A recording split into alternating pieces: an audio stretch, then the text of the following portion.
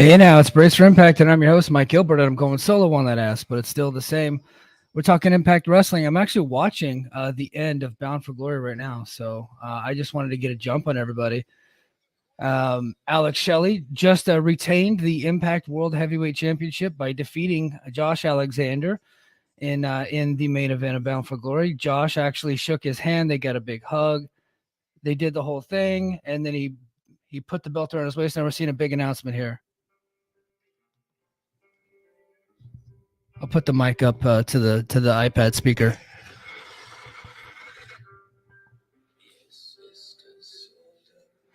We got Jordan Grace here. What's she up to?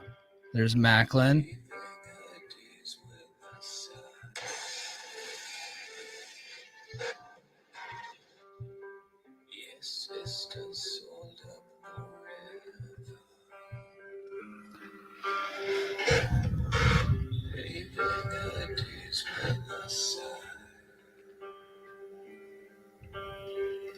Sleepy village.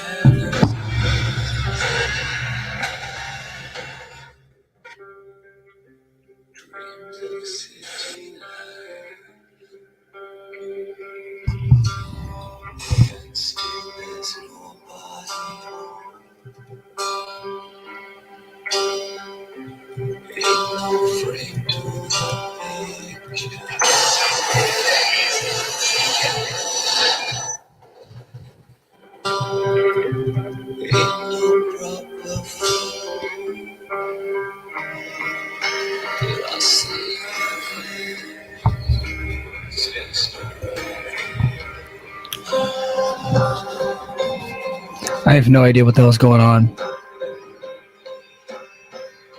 It's just more, it's just like slow motion stuff happening. I have no idea.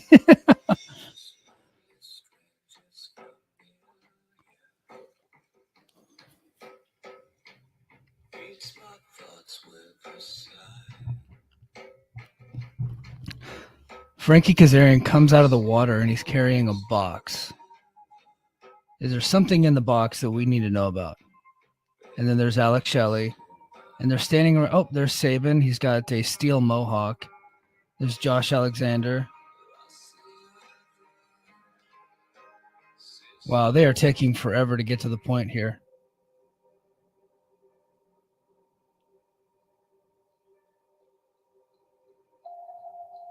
I think we all know why we're here. I can still hear it. People want to pretend that it went away, but we're reminded of every day. That's Frankie Kazarian. All of you, you're my brothers. You're my sisters. And I feel it in my core.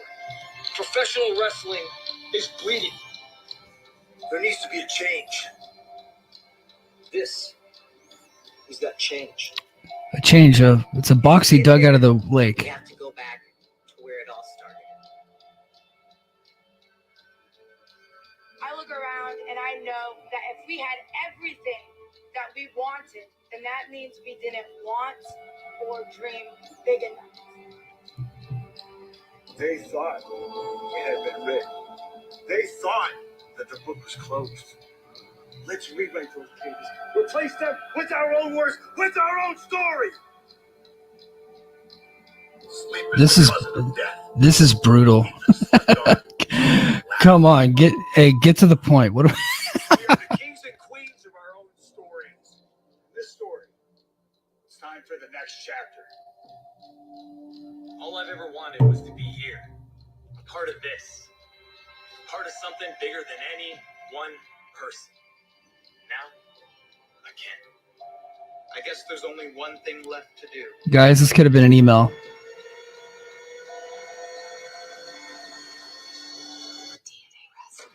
Oh no.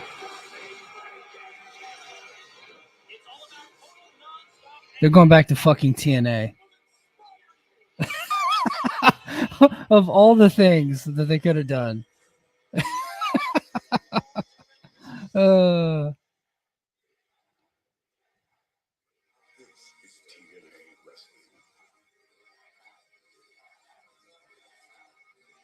my God. Why are they going back?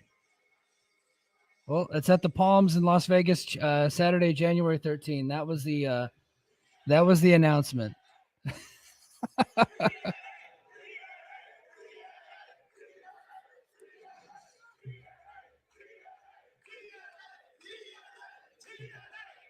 The nerds in the crowd like it. I don't know about this one, guys.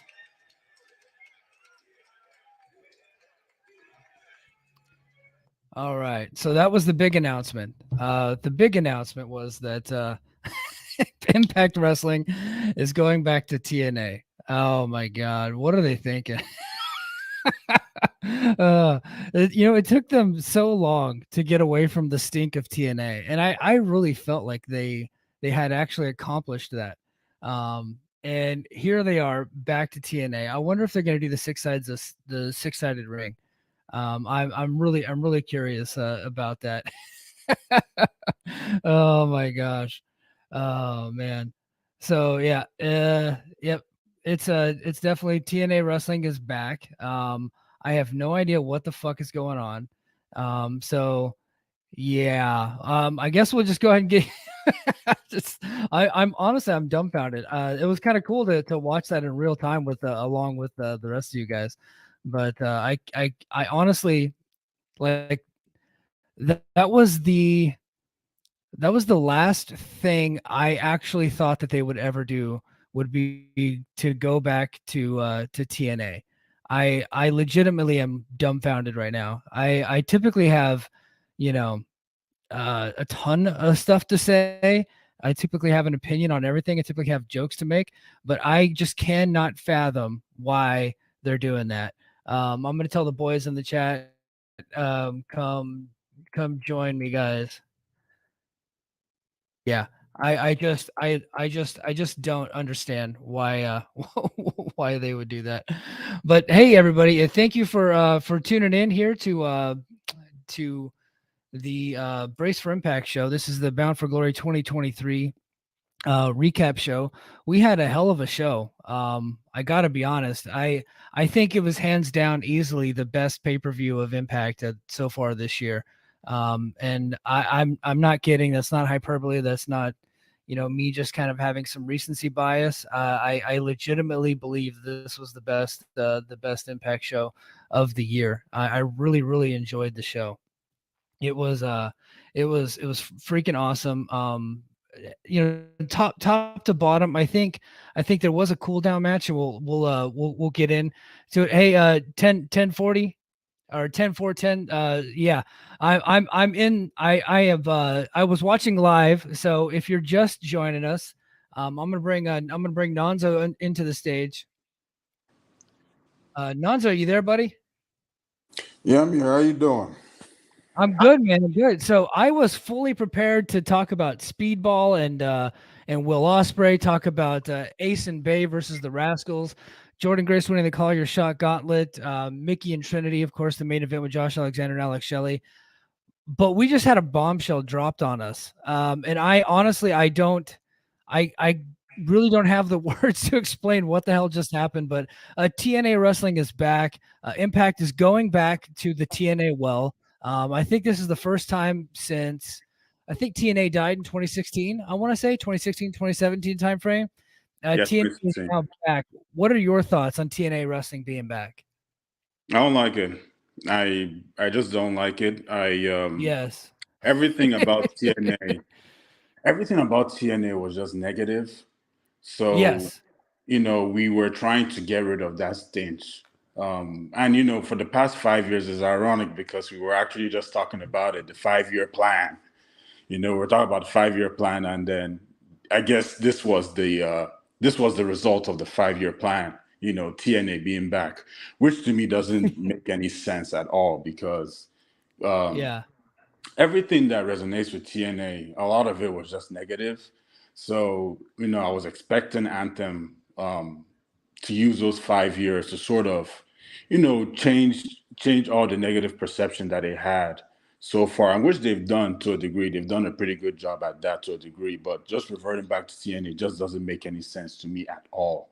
And Yeah. I guess it was pretty disappointing because I had this I wouldn't want to say expectation because I always keep my expectation with impact to a degree because I've in the past I've always had high expectations for impact and they've always burned me time and time again. So I try to keep my expectation at a minimal.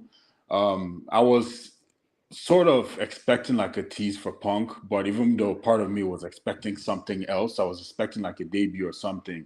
Yeah. Maybe an Okada or a Tanahashi coming to the paper if you had Hard to Kill or something.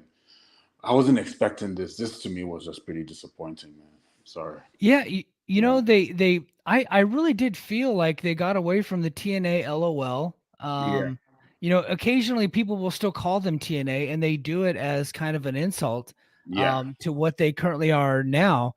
Exactly. And man, I'm honestly shocked. I don't see the reason, don't see the point. I'm very much a guy who thinks that you should always move forward and never go backwards. Exactly. And I do feel like going back to TNA is a step in the wrong direction. I just don't. I legitimately just don't understand. It makes absolutely no sense to me to go back to TNA wrestling. It makes no sense to me at all. I don't know what the business justification is. Maybe there's something big in the cards. I don't know what it is, but from what I'm seeing right now, there's just no business justification. I don't know what the big deal is for me at all.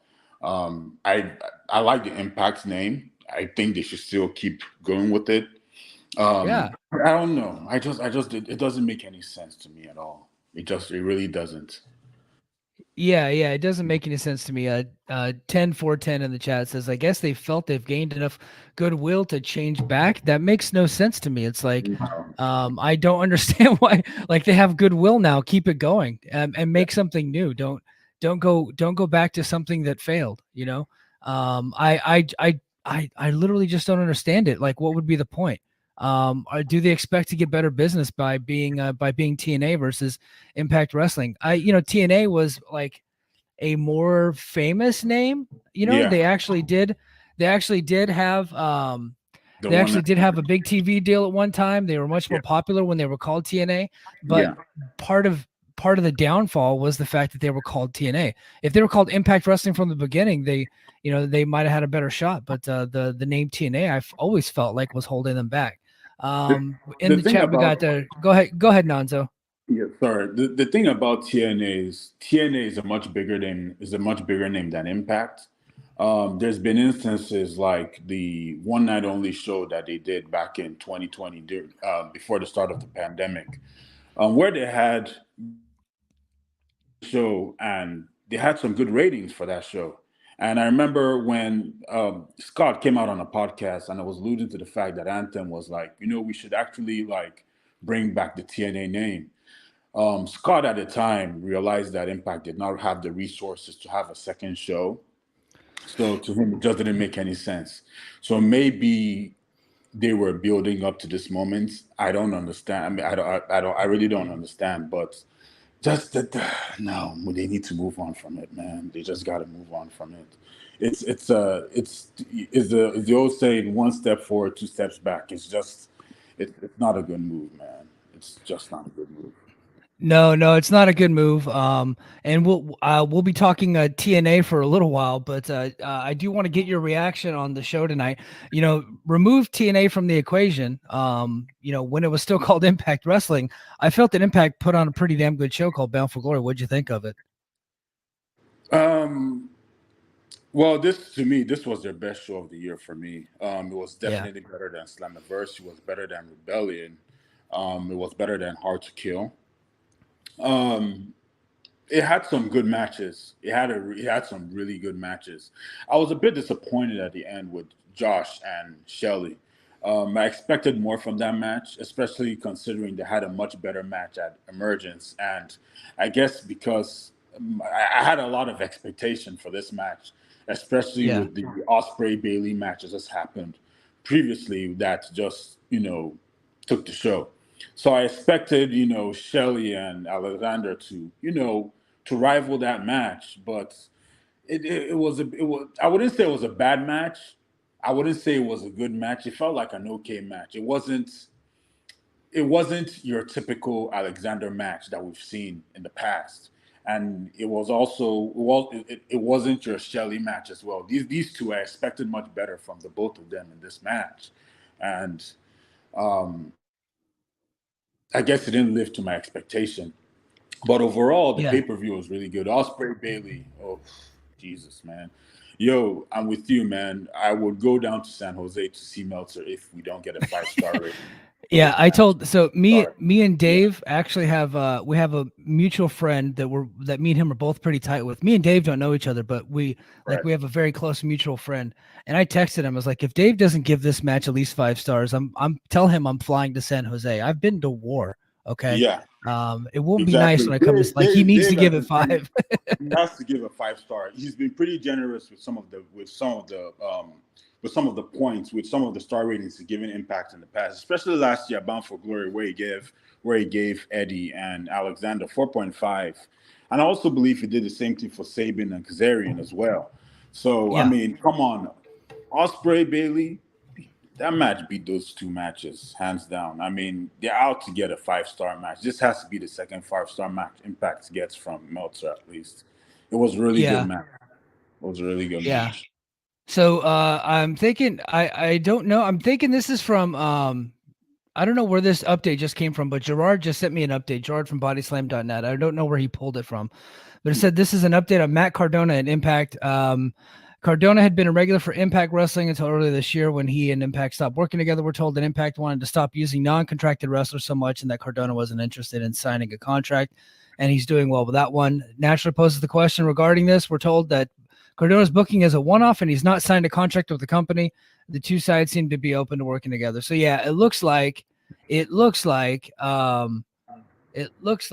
that he is just doing a one-night deal with Impact. So this must have just been for the show tonight. But hey, Nonzo, I'm gonna go ahead and let you go. I'm gonna bring on Dobby the Brain Heenan. All right, buddy. All right, man. Later. All right, take care, buddy. Later. Dobby, what's up, man? What are your thoughts on TNA coming back? Dobby, you there? Hey, Mike, you hear me all right? Yeah, I can hear you, buddy. Hey, what are your thoughts on TNA Oh, no, coming can you back? hear me? Yeah. Mike, is it on? Oh, no. Yes, it's on. Oh, there we go. There we go. Dude, I did not expect TNA coming back. Last thing I ever expected was for TNA to come back. Yeah. So real quick, what are your thoughts on TNA? Is this a good move or a bad move?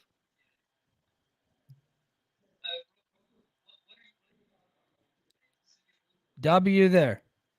All right, hey Dobby, I cannot hear you, buddy, so I'm gonna go ahead and let you go. Okay. Thank you for coming. I really appreciate you. Dobby the Brain Heenan, he is a big help to my Patreon. He always keeps me in check, makes sure I don't say anything stupid. But Dobby, I'm gonna go ahead and remove you, and then I'm gonna bring on my old friend Jason Hagholm. Jason, who actually did a TNA podcast for a long time. So, Jason, what are your thoughts on TNA coming back?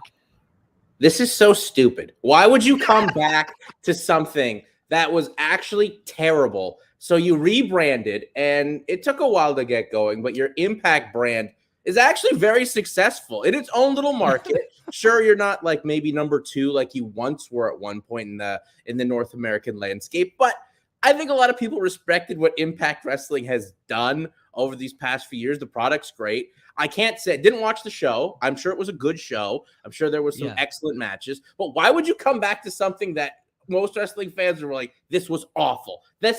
You can't keep rebranding every 5 years. Who thought this idea was good? And a 5-minute video to bring back the past? Like, oh my God. This was terrible. Why would you do this? I don't know. Like, some fans are excited about this. Is not a good idea. Like, this is a terrible idea. The only people that are really that enjoy this are the ones that actually like were hardcore TNA fans and never saw TNA's faults.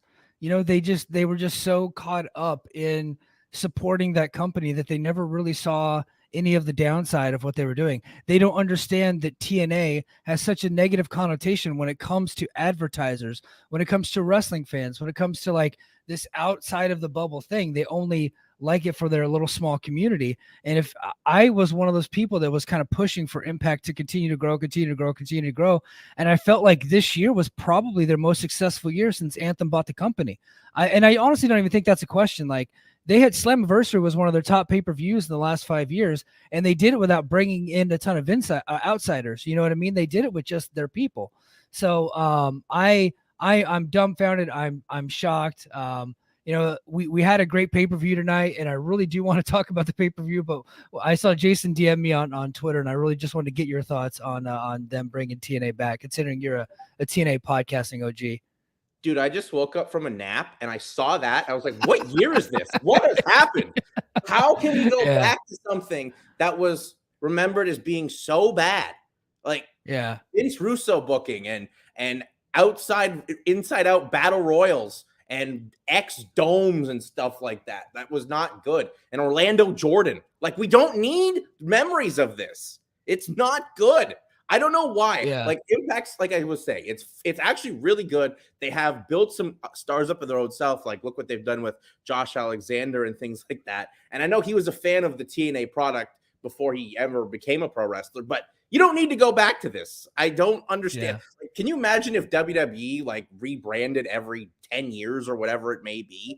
Like, what is the point in this? I don't understand. The nostalgia act is one thing, but it just seems like they're trying to go on tour. Like, the band's back together. It's like like Poison going back on tour. We're back together. It's like, okay, but we're all older now, and we all understand that maybe we're that great. Yeah. No, I don't know what the hell's going on. Like, so when they said they had a big announcement that was going to close out Hard to Kill, and they gave Alexander and Shelley in the main event, they gave them like way more time than they normally would give one of their main events, right? Like more than 30 minutes. Impact main events typically go less than 30. And I was like, oh, what are they doing? And I was like, obviously there's the Punk rumors that are out there. And I felt like that was a long shot, but I don't think it's impossible considering he's running out of options, right? So I was like, oh, maybe they're going to do a Punk announcement. And then I was just like, well, you know what? Okada recently said that he wanted to come back to Impact and do some stuff. He said it in a press conference, and he just recently wrestled the Motor City Machine Guns and Josh Alexander in Japan. So it's like, okay, well, maybe they're bringing in Okada to Hard to Kill. That would be huge. That would be worth it. But instead, what we get is a 5-minute video of Frankie Kazarian digging up something out of the pet cemetery, something that had been dead and buried. He got it at the bottom of a lake, a box, and he brought it out. And it took forever to get there because they were moving fast in real life, but it was filmed in slow motion. So because Impact likes their dramatic slow motion videos, but it's TNA is back, and I just cannot believe it. It's wild, Jason. I can't believe it either, but I'm just wondering now with the NWA putting out the news that they got a TV deal with the CW. Is TNA maybe trying to get themselves like a better TV deal than Access, even though Anthem owns the company and that network? Like, is that kind of maybe the thinking behind this? Well, the thing. Yeah, no. So the TV deal stuff has been getting tossed around for years now, and I have been a part of that because I'm a podcaster and I need topics to talk about. And so when there's a rumor, I kind of expand on those things. Unless it's a big money deal, it wouldn't make any sense to move off of Access because you're basically putting the future of your company into somebody else's hands when right now you control the entire future by distributing it through your own means, right? And I feel like since Anthem has bought it, they have been more stable than even when they were at their peak with TNA because they always had the fact that Spike could cancel out at any moment and they could be done for. And that's exactly what happened in 2014 when Spike canceled it. So I just don't see, unless it's like a huge network that's going to be paying them a lot of money, I just don't see them moving off of Access. And I get the feeling that they might have been in those conversations with CW, but CW isn't really paying for content right now. They got Live Golf. That's an ad share deal. Like that's all that they're doing for these folks. So I just didn't see that as being like an upward thing if they weren't getting a rights fee. I just don't understand the logic in going back to something like maybe like the name brand may have more value to to networks or brands or something like that. So they must, Jason, they must know something that we don't know, because they have to. I will say this for Anthem. What they do seems to be working, right? Like, they keep buying up a lot of these smaller properties. I think they're doing a pretty good job with Invicta. Invicta's next show, as you can attest to, the one that's coming up in Boston, is probably going to be the biggest that they've done with Anthem, right? Yeah, that's next Friday, so it's their debut on the East Coast. But for me, since Invicta was purchased by Anthem, it seems like that product's kind of slowed down a bit. They put on less shows. They're signing a bunch of women talent, but they only have so many shows to put on, like 10 fights maximum. And it just seems like since Invicta left Fight Pass, it's kind of actually hurt the product in a sense, but maybe that's still just the feeling out process from Anthem getting into the MMA game with Invicta, which is in a way a niche product, just an all women's MMA promotion, but a quality promotion with a history. But I mean, they're trying to explore new markets, and Boston's obviously a big deal for them to hit on the East Coast if they want to explore. But and I know obviously Impact's done very well. I guess I can call it TNA now. It's not it's TNA. It took me so long to stop calling it TNA. Right. Like, I went to I think it was Hard to Kill or one of the pay-per-views in 2019. It was like, it's not TNA, it's Impact. And now it's like, all that training you've done to your brain, let's throw that away. It's back to being TNA. Like, this is insane. I don't understand. This has to be some major reason behind this. I'm sure D'Amore has the answer for this. Anthem has the answer for this, but it doesn't make sense. Until it gets explained, it doesn't make sense. I don't know the numbers. I don't know, the financials. I don't know the reasons. I get the feeling we're going to be finding out relatively soon. Lucha just put in the chat, Lucha Doncic, my homie, that Mike Johnson is going to be dropping something at 11:15-ish Eastern Standard Time. So we should be getting that. Impact uses him as their surrogate whenever they need to get information out there. But hey, Jason, man, I'm going to go ahead and just continue to talk about the pay-per-view. Thank you for hopping on with me, brother. And next time you actually watch the show, come back on and we'll do a post show. I will. I mean, I was very interested in it, but I passed out and then I woke up. I was like, TNA's back. And I was like, what year is this? Osprey and Speedball 5+, baby, 5+. I'm going to go ahead and call that one right now. But hey, all right, Jason, thanks a lot, buddy. Have a good one. You too. All right, that was Jason Hagholm. It was really cool having him on because he was like, even before BQ and before TNA IW and all these other TNA wrestling podcasts, there was Jason Hagholm. He was big time. But man, like I actually had to change the name to this show because TNA is back. Greg Blanton, listener of the show, y'all are worried about a name like TNA when the world is going to crap rapidly all around us. TNA is tame in comparison and all is good. Yeah, you're right. It's not, it's not Hamas attacking Israel. So I guess you got me there, buddy. JD Oliva, TNA LOL returns. Lucha, Mike G, check the chat. Brother Gerard dropped the shit. Lucha, when are you going to come on the show, my dog? What are you doing? Let's see. All right. Company officials confirmed that the new year will launch a new look TNA wrestling that runs from the entrance ramp to turnbuckles in the ring to large, more prestigious venues, much more. Further details on TNA wrestling return will be revealed on Tuesday, October 24th, when Scott D'Amore sits down for an interview with Tom Hannafin. They'll air live on Impact's, I guess, TNA's Facebook page, starting at 12 noon Eastern. The Q&A will include questions from worldwide pro wrestling media. Maybe Rich from Voices of Wrestling will get me in on that one. But should we go brace for tits and ass? I guess.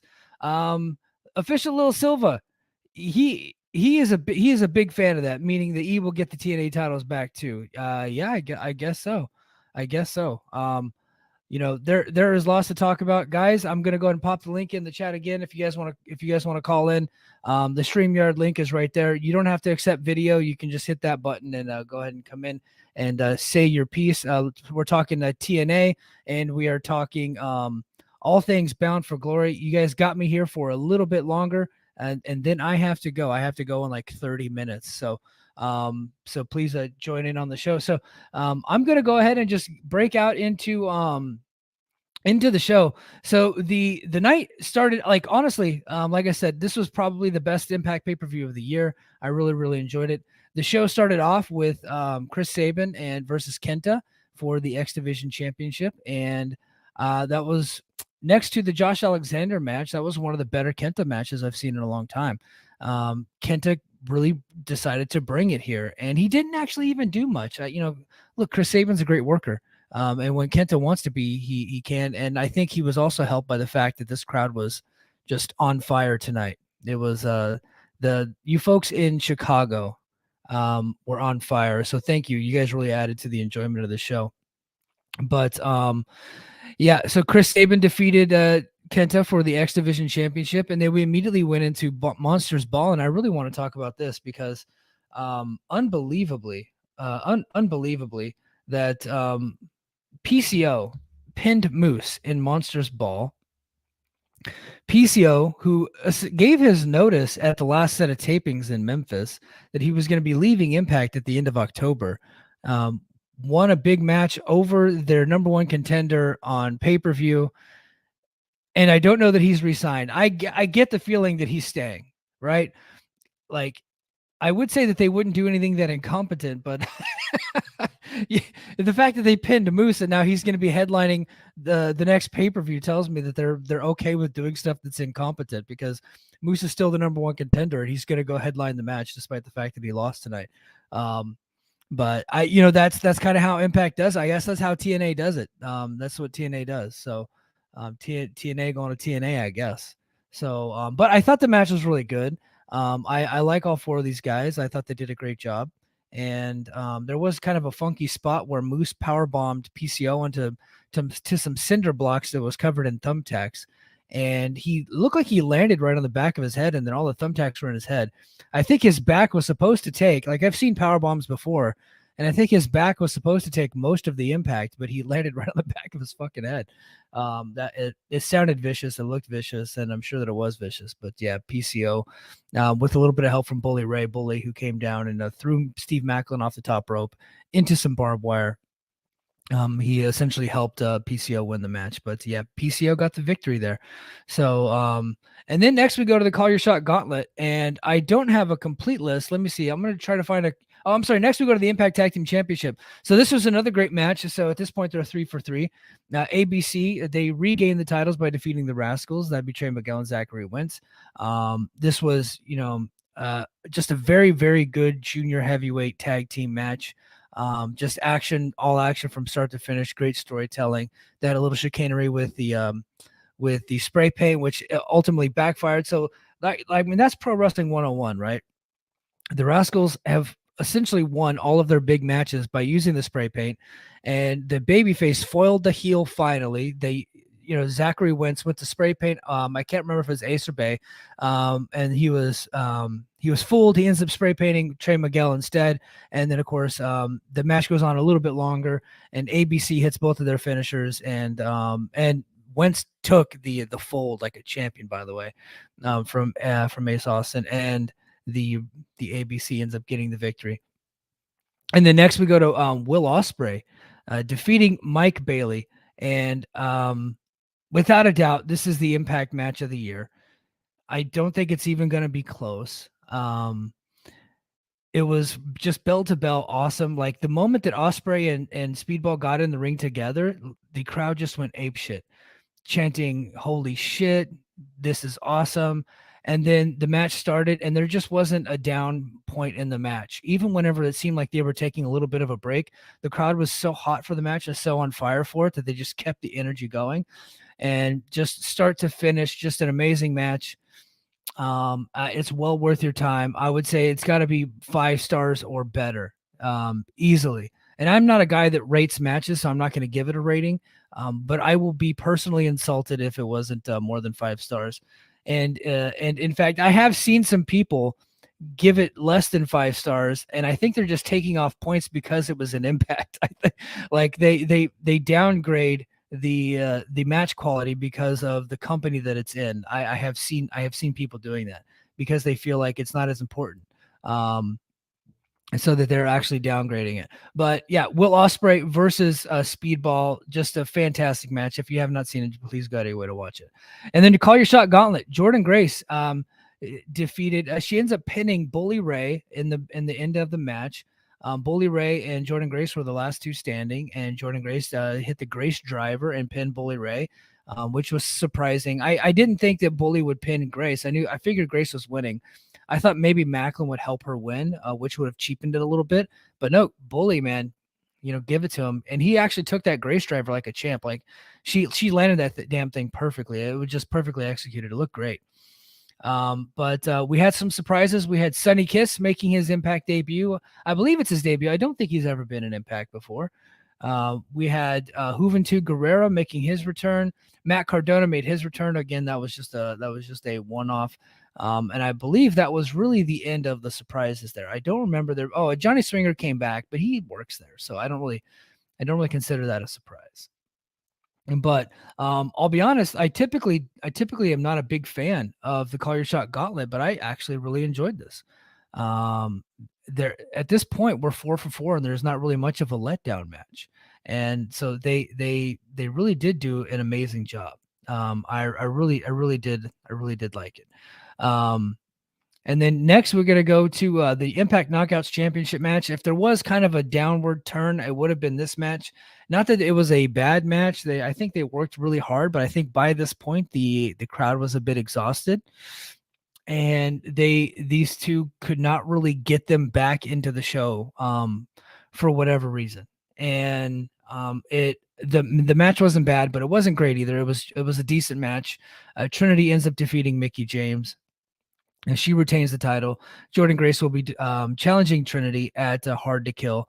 And if you're wondering why they're already announcing all the matches for Hard to Kill, and I think it's because of this TNA rebrand, because the next couple of months they're overhauling their entire production. They're overhauling everything and in accordance with this rebrand. So that's why they're doing all this. And they're actually taking like the next couple of months off of doing standard television taping. So a lot of the storylines that they had in play won't be happening, right? They're actually heading over to England, where they're going to be doing 4 events, and a lot of the TV is going to be coming from there, and it won't be the your typical production that you're going to see.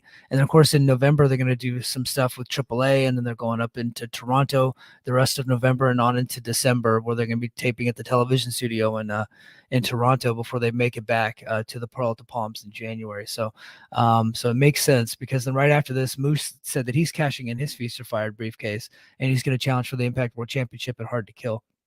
And when he said that, I was like, oh shit, I think I might have been wrong about Shelley winning, because I assumed that Shelley would be turning heel based on his character work heading into the main event, but he did not turn heel. Shelley defeats Josh Alexander in the main event.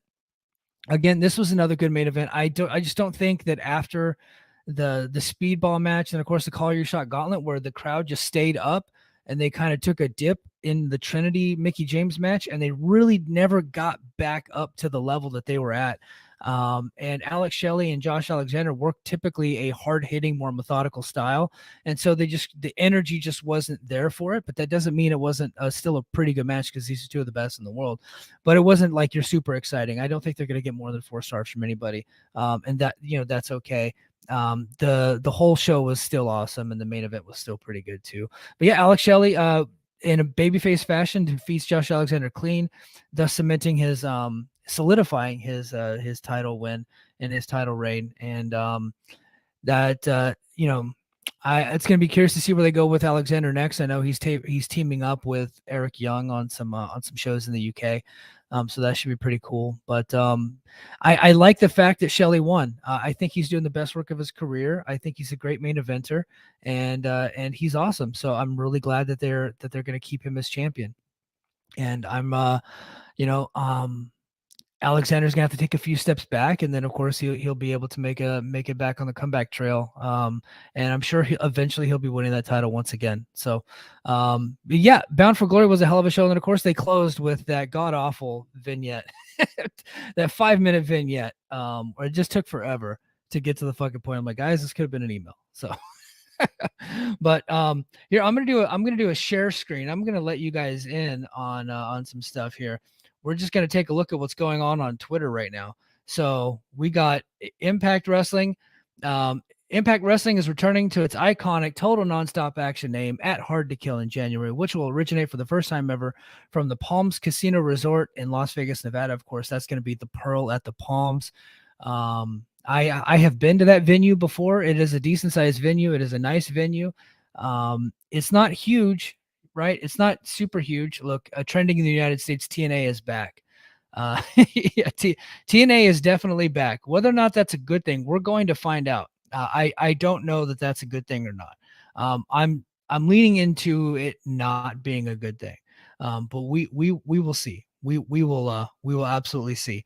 I just don't know. Okay. Now, Sean Ross Sapp, he posted a full press release.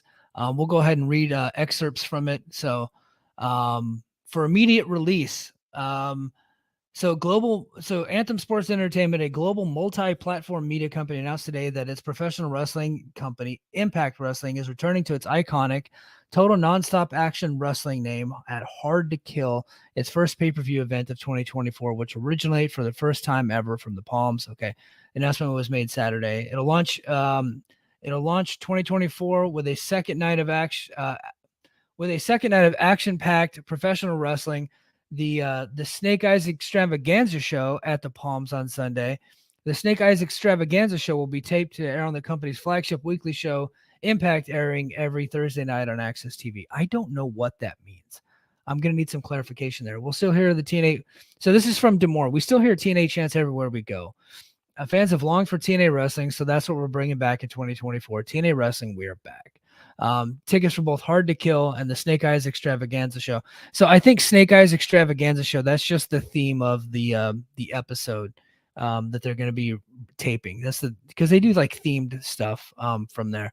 So yeah, this is completely wild. I am dumbfounded. So we're going to cancel that. Okay. So let's go to the chat. So Greg Blanton in the chat. If they end up re-signing PCO, I hope he joins Crazy Steve as the leader of Decay. I don't know if that's what they do.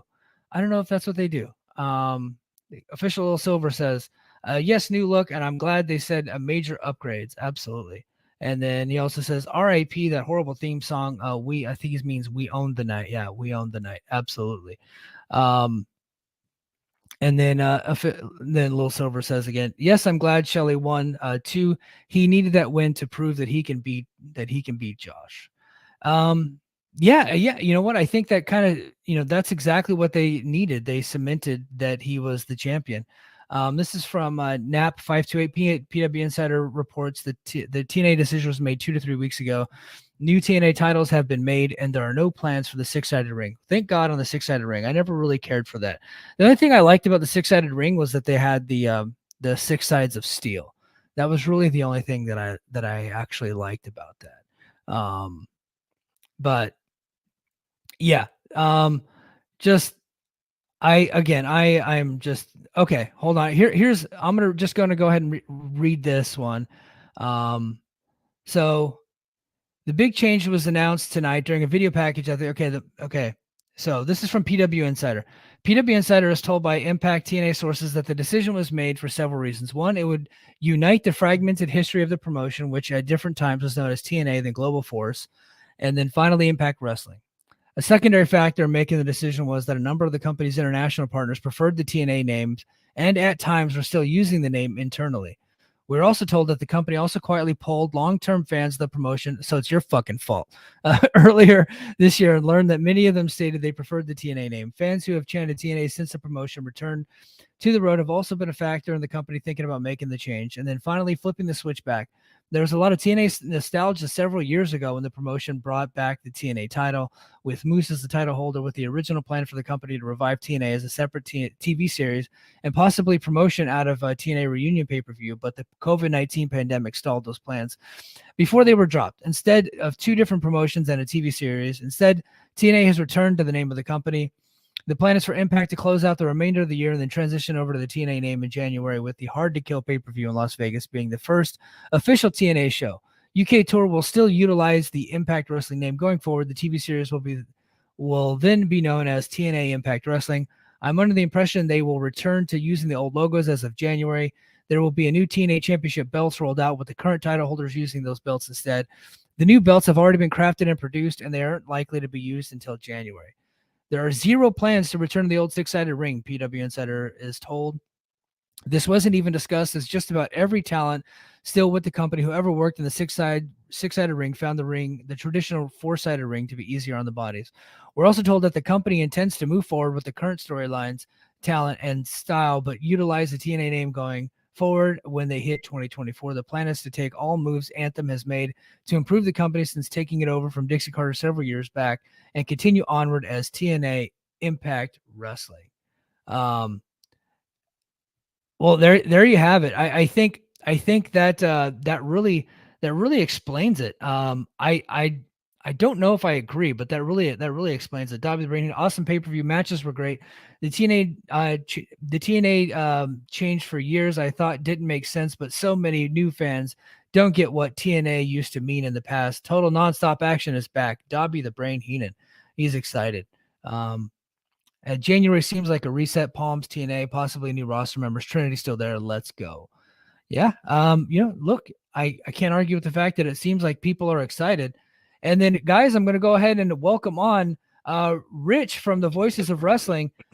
Rich, dude, I know you were at Bound for Glory, and we were supposed to talk about Bound for Glory, but you covered TNA for a long time on the Voices of Wrestling Network.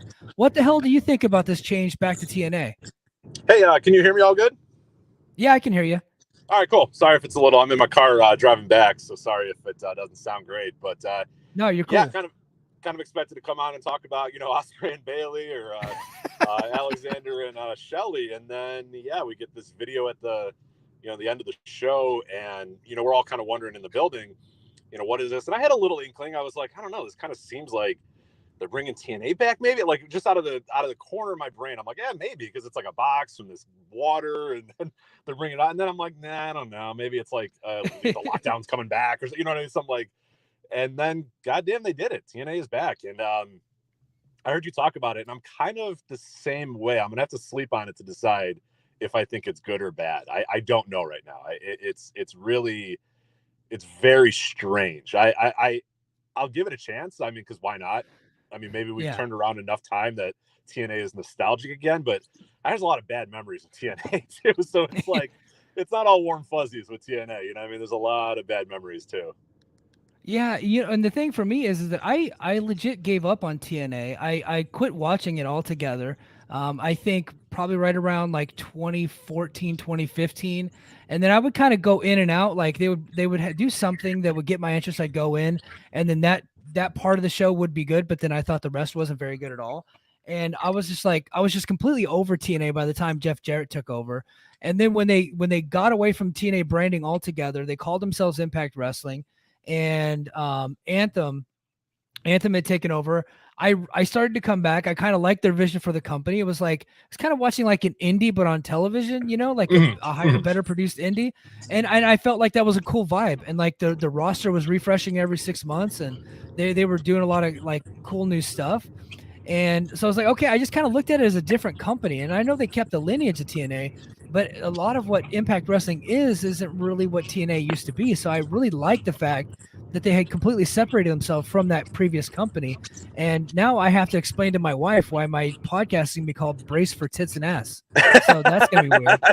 Hey, you'll probably make a lot more money if you yeah. You should probably pivot. That's probably a better way to I think the way I've always thought of the difference of TNA and Impact, and Impact's not been all great too. There's been goods and bads of that too, but there's always been an aura of professionalism, I thought, with the Impact name, because like you said, a lot of it is the Anthem run,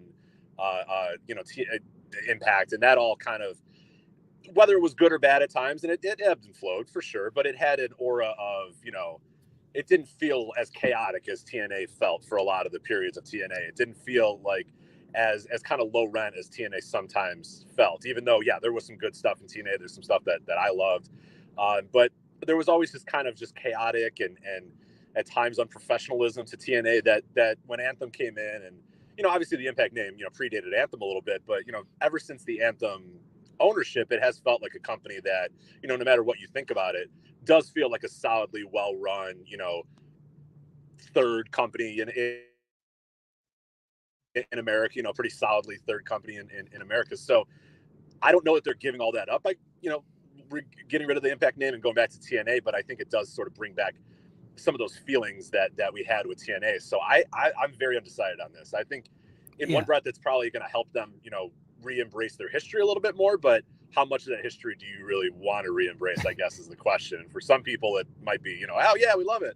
And for others, it might be like, oh God, here we go again. So I don't know. Yeah. I'm very, I don't have like a solid conclusion to come to right now at this exact point. For me, I'm looking at it, and I have some folks, some guys that listen to my folks. Like, there's actually girls listening. It's only guys. So I have a lot of guys that are listening that were kids when TNA was at its peak, and for them, I think that means a lot more than for it was a guy like me. I was in my mid-20s when TNA was at its peak, and then on into my 30s when I started to hate it, and then I was like 35 by the time I started to like. I was like, okay, this is a different company. So like just the age difference. So I'm guessing that there are men right now that are like 25 to 35. They're probably jumping for joy because their childhood was TNA and they probably missed that a little bit. Yeah. It's, I mean, it does. I think it will probably help them embrace their history a little bit more. So on the pay-per-view, did Scott D'Amore's speech show up on the pay-per-view, or did it end when the video was airing? It ended with the video. It ended with the video, to the best of my knowledge. Yeah, but my very legal. Rich, I'll tell you my very legal link. The link that I had, very legal, above board, FBI, cut out right after the video. That's all I know. Yeah, I wasn't sure because Scott D'Amore swore a lot, so I'm surprised. Okay. I'm not surprised that got left out. I have a video of it, and I'll try to upload it to the Voice Wrestling YouTube at some point. I'm sure it's made the rounds too.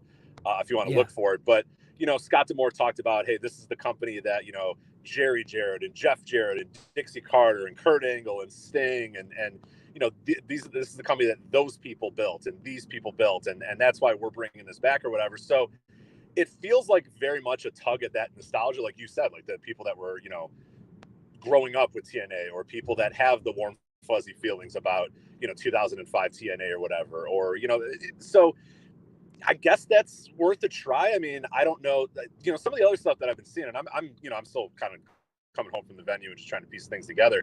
I know that somebody was saying, and I excuse me if I don't know who reported this exactly or if it was officially reported, you can probably tell me, that they said that they were going to look into like running bigger venues and stuff. And did that get confirmed by anybody?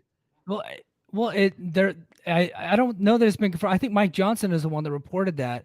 And if it's coming from Mike Johnson, it might as well be coming from Scott D'Amore himself. They use Johnson as kind of a PR surrogate. That's probably from the horse's mouth for sure. I don't know about that. I mean, I think they've been good staying in their lane, and I don't know it. This all is like, now I have questions of like, did we get some like investment? Did somebody pay some money? Are there points that like, because it just seems like there's been a lot of, I know that they're doing a lot of upgrades, behind the scenes. And I think that I don't know if they've hinted at it or said it, but like, production's going to get, some changes here and there. I think the video library, they're going to get to a new platform pretty soon. Website, I think. So maybe it's just like, let's do this stuff all in one. But yeah, running bigger venues and that sort of stuff makes me wonder, like, did we like, I mean, I don't know. Did they just see that I don't know that I see the opening that they see for growth. I mean, good for them. Yeah. I'm glad they're going to try it. I don't know if that's the way to grow, and going back to TNA is the way to grow either. It's just a weird, I don't know. Yeah. It's a night of a lot of questions coming out of it. Yeah. So they're bigger to them, because right now they're doing like 1,000-seat venues, so bigger to them could be like 2,500. In fact, they're going to the Palms in Vegas, and I've been to the Palms. It's a pretty decent sized venue. You could probably get 2,000, 2,500 people in there, and that's a nice venue. It's like don't make fun of me, but I actually saw Limp Bizkit in there. There was a huge show. So Rich, what was it like? Now, so it checks out. So. Yeah. It's not a MAGA hat, I promise. I'm just a 49ers fan. Fucking forgive me. But Rich, what did you think of that? That's what they mean by like bigger buildings, then I think that's okay. Like I when I hear bigger buildings, I'm like, oh my God, they're not going to try to like run arenas and stuff like that. They're not trying to go back to, the Bischoff Hogan thing. We're like, we got to run in big arenas, brother. And it's like, We don't because we're not there. You know, we don't have that sort of. But if big arenas means like you said, 2,000 seaters or stuff like that, then I guess that's fine. But then you got to pony up. I mean, I was there today at Cicero Stadium, and you know, that house was a Will Ospreay is helping that house. I mean, undeniably, that thing sold out because of people like Will Ospreay, and not because the Impact's done a great job and they've had a good base in Chicago, but without Will Ospreay, I think you're probably you might get close to selling that place out, but you got sold out, no seats, super no vacancy. I can tell you that because I didn't have a seat. I stood the whole time.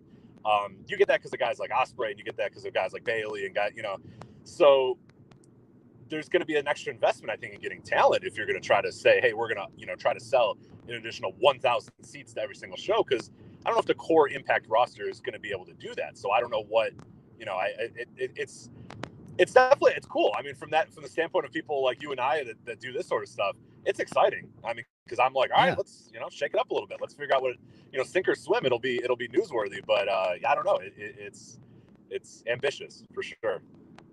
Yeah. Hey, so before I let you go, what did you think of the Speedball and Will Ospreay match? Oh, I thought it was phenomenal. Yeah, I thought it was just incredible. Yeah, being there live, I'm sure it took it up a little notch, but it went easy. It was easy 5 stars for me. I thought, especially the first part of the match, the first half of the match was really good, like really good, solid work. But it was kind of, as people saw, like a kind of a feeling out process. Them just kind of doing little stuff like there. But man, those last like 5 to 10 minutes were just exceptional stuff. Like some of the best wrestling you'll ever see, and counters to counters to counters to hidden blades out of nowhere. I mean, Mike Bailey doing the thing where he came out of the corner with a kick, and Ospreay just took his head off with the hidden blade. It was just like, oh my god. There was a couple of times where I knew. I mean, I think anybody watching 100% knew that Will Ospreay was going to win that match, that Bailey wasn't going to. Yeah. But I won't lie. There was a couple times where Bailey got me on like a 2.9 where I was like, I don't know, maybe. And then it didn't happen. But no, I thought that was a phenomenal match. I mean, I don't know how you don't see that and just go and just not love it. And just, I mean, Will's just on another level. And Mike Bailey's fantastic too. This is exactly, this is why I went to the show. I not that I wouldn't have gone to an Impact show, but it was like, oh, Bailey versus Ospreay, I'm there. No doubt about it. Right. But yeah, they worked their asses off in that match, and standing ovation afterwards. Holy shit chants at the bell. That's always a good sign. And the crowd was just ready for that match to be great, and those guys delivered a great match. Yeah, I went easy 5 stars there. I thought it was just phenomenal. Yeah, I went easy 5 stars. In fact, I told a mutual friend of mine and Dave Meltzer's, we have kind of a go-between. I was like, if he doesn't give it 5, I'm flying to San Jose. We're, because I've already beat him up. Yeah, well, yeah, I know he might kick my ass. That brother is jacked, but I've already seen some snobs online. Yeah, I've already seen some snobs online downgrade it just because it was an Impact. So it's like, nothing ever surprises me.